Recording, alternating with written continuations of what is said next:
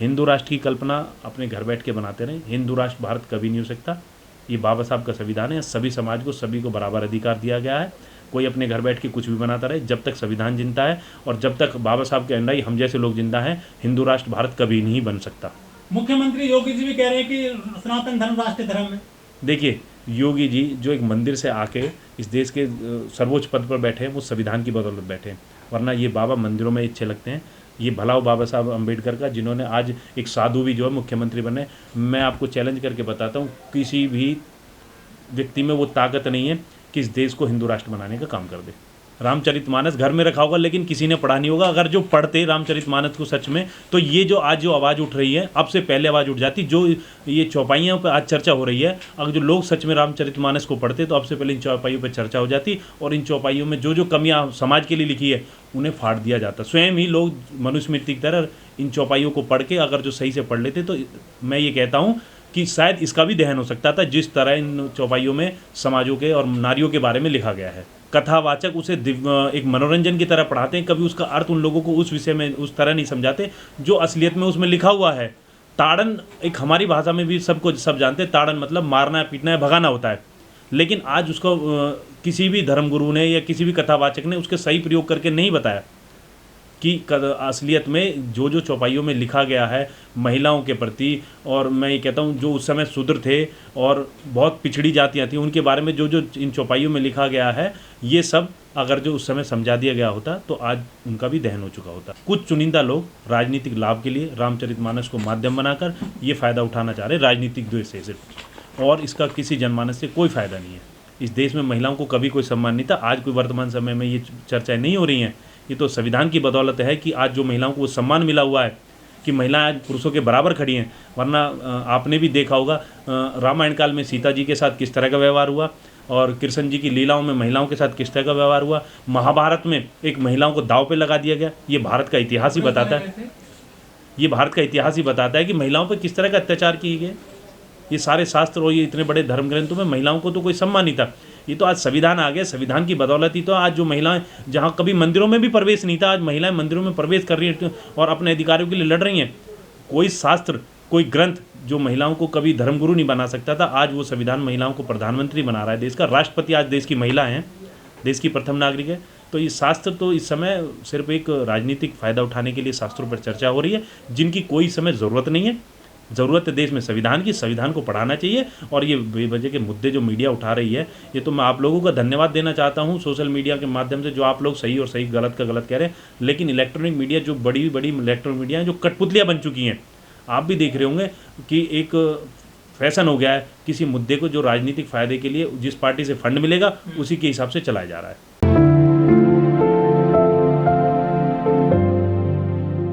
देखिए, रामचरितमानस कोई नई किताब तो इस भारत में आई नहीं है। रामचरितमानस बताते हैं काफ़ी पुराना एक ग्रंथ है जो किसी एक धर्म विशेष के लिए बनाया गया था। आज क्या ज़रूरत पड़ी इस समय वर्तमान समय में कि रामचरितमानस पर चर्चा करने की।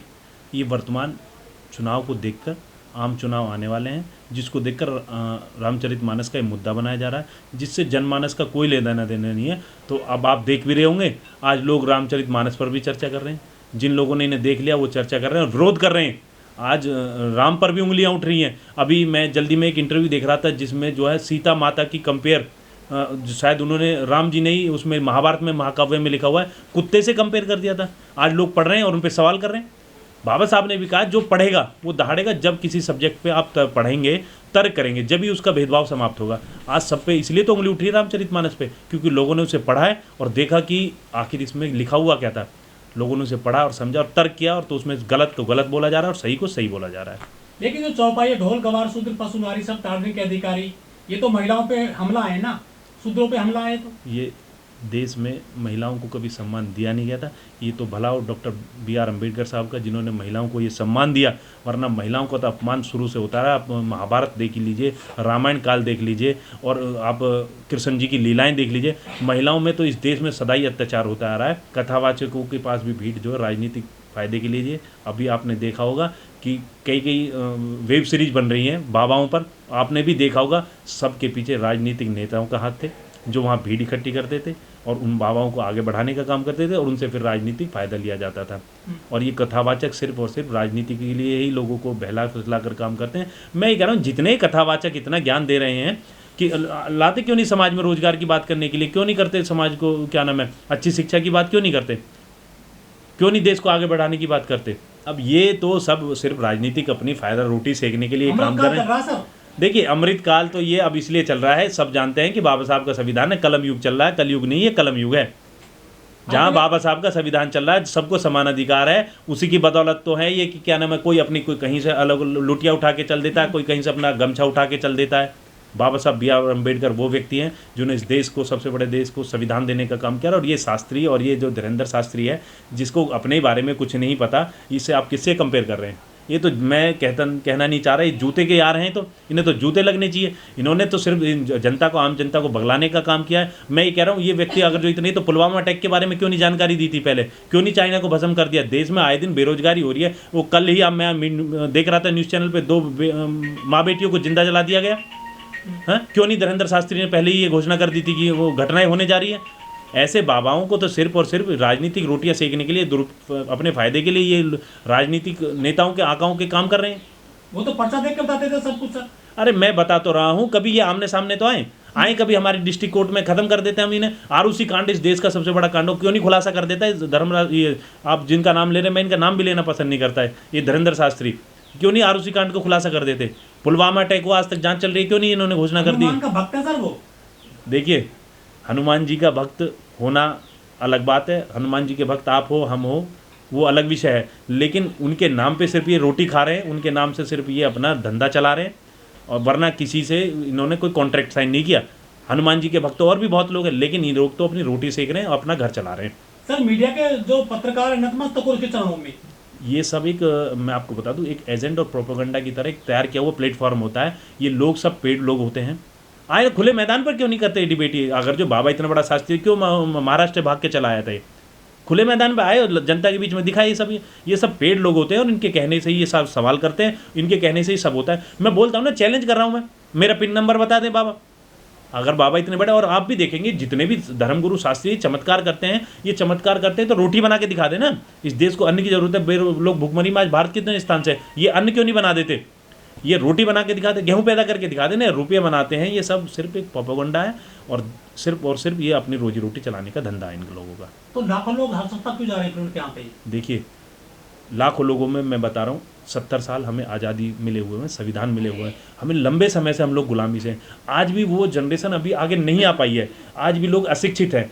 जो पहले धर्मगुरुओं के चक्कर में आते थे, आज भी उन लोगों की संख्या बल ज़्यादा है।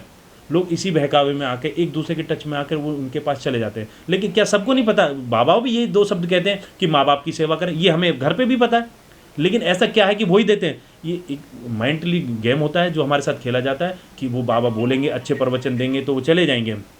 सिर्फ ये गैदरिंग की जाती है और इसके पीछे भी एक बड़ा षड्यंत्र होता है, राजनीतिक षड्यंत्र होता है, जो लोगों को इकट्ठा करके उनके पास लेके जाते हैं, क्योंकि वो फिर वोट बैंक की तब्दील करती है राजनीतिक पार्टियाँ, उन बाबाओं के कहने से वोट डलवाती है। सर ऐसे बाबा जो गलत कामों में जेल में भी जा चुके हैं, सलाखों के पीछे हैं, उसके बावजूद नेता भी इनके यहाँ जा रहे हैं, आम आदमी भी जा रहे हैं, खास आदमी भी जा रहे हैं।